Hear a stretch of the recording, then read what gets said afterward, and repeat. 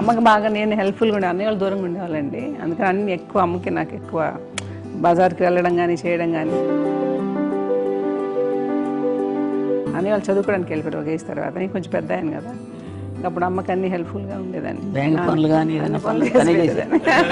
ఇది నాకు కొంచెం టఫ్ టైమ్స్లో కూడా నీ పాటికి నువ్వే ఉండాలి, ఎవరి దగ్గర ఉండదు, ఎవరి ఇంట్లో ఉండదు, మా దగ్గర కూడా ఉండదు, నీ ఇద్దరు బిడ్డలు పెట్టుకుని నువ్వే ఉండాలి ఆమె వాళ్ళు చెప్పారండి. చాలా టఫ్గా చెప్పారు. బట్ నాకు అదే ఇచ్చే ధైర్యం.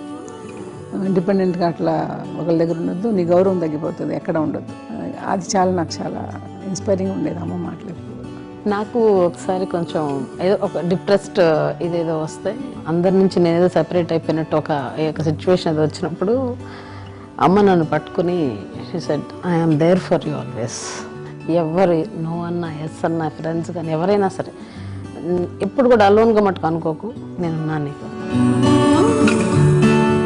నాకు ఇచ్చిన సలహా ఏం లేదు. బట్ ద బెస్ట్ థింగ్ మా అమ్మ దగ్గర నుంచి హగ్ అండి. ఈరోజు కూడా మా అమ్మని హగ్ చేసుకోకపోతే అంటే అది నాకు మా అందరిలోనూ, అంటే ఆవిడ పెద్ద చదువుకున్న వ్యక్తి కాదు, పెద్దగా నా ఎక్స్పోజర్ కాదు, కానీ ఇవాళ అన్నయ్య కానీ విజయ, మాధవి, నేను, కళ్యాణ్ బాబు ఈ రోజుకి టుగెదర్గానే ఉంటాం. కానీ ద ఇన్విజిబుల్ బాండ్ వేసి మా అమ్మ ఇచ్చింది.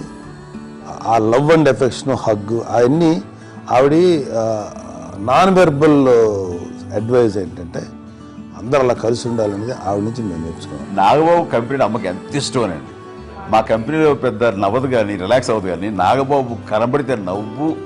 అందులో అత్యంత క్లోజ్ తనే. అది చెప్పే కదా ఇప్పటికి వాడు ముద్దు పెట్టుకుంటు దగ్గర లాక్కుంటుంది.